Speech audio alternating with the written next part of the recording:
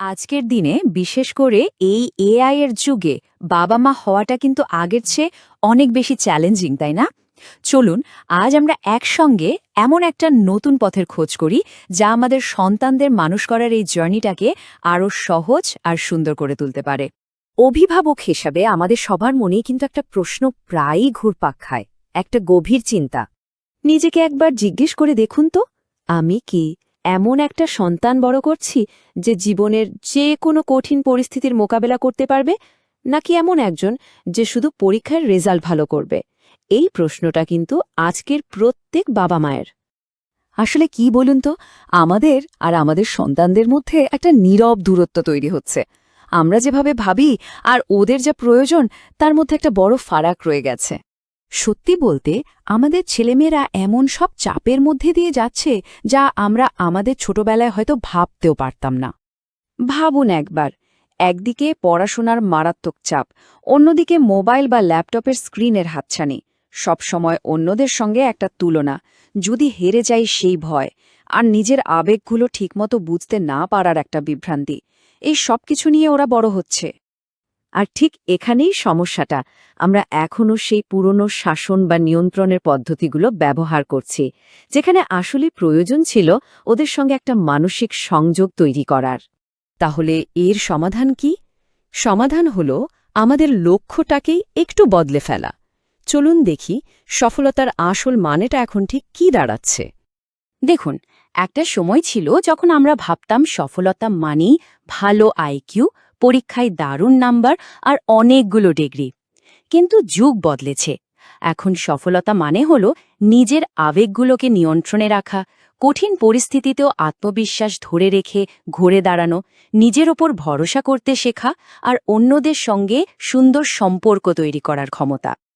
আর এই নতুন ধরনের সফলতার জন্য প্রয়োজন একটা সঠিক পথের দিশা, এমন একটা কাঠামো যা শুধু মুখের কথা নয়, বরং সম্পর্ক গড়ে তোলার একটা বাস্তব উপায় বাতলে দেবে। এই পথটাকেই বলা হচ্ছে কনশাস পেরেন্টিং বা সচেতন অভিভাবকত্ব। এটা এমন একটা পদ্ধতি যা পুরোপুরি বিজ্ঞানসম্মত, আমাদের ভারতীয় সংস্কৃতির সঙ্গে জড়িত, আর সবচেয়ে বড় কথা, এটা একদম বাস্তবসম্মত।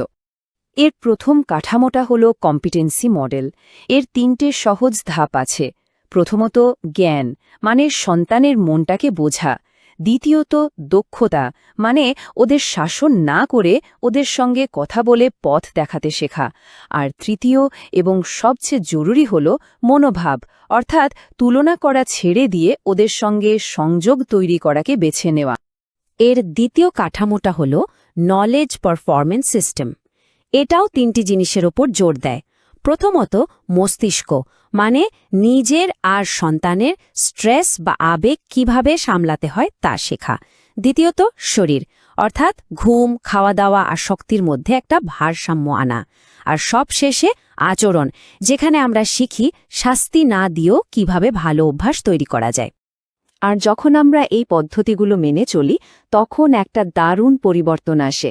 আমরা হুট করে প্রতিক্রিয়া দেখানোর বদলে পরিস্থিতি বুঝে সঠিকভাবে সাড়া দিতে শিখি।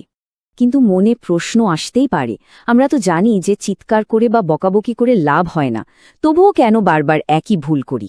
কারণটা সহজ, আমরা আসলে নিজের অজান্তেই আমাদের দুশ্চিন্তা বা মানসিক চাপ থেকে প্রতিক্রিয়া দেখাই।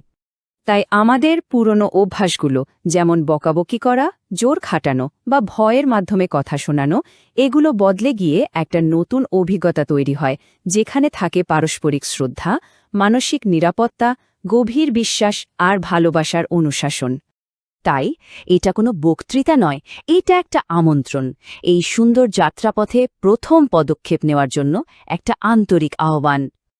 এই পথ চলাটা সেই সব পরিবারের জন্য যারা বিশ্বাস করে যে সন্তানের মানসিক স্বাস্থ্য সবচেয়ে আগে, যারা পুরনো ধ্যানধারণা থেকে বেরিয়ে আসতে চায়, আর যারা মনে করে যে পেরেন্টিং মানে শাসন নয়, বরং ভালোবাসার সংযোগ।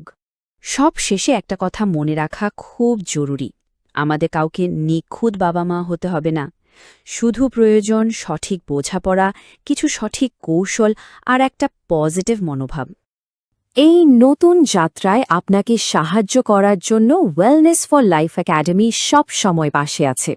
যোগাযোগ করতে পারেন 919385988959 এই নম্বরে, অথবা ভিজিট করুন wellnessforlife.graphy.com। মনে রাখবেন, যেখানে মন আর মন এক হয় সেখানেই জীবনের আসল অর্থ খুঁজে পাওয়া যায় আর উন্নতি হয় দুজনেরই।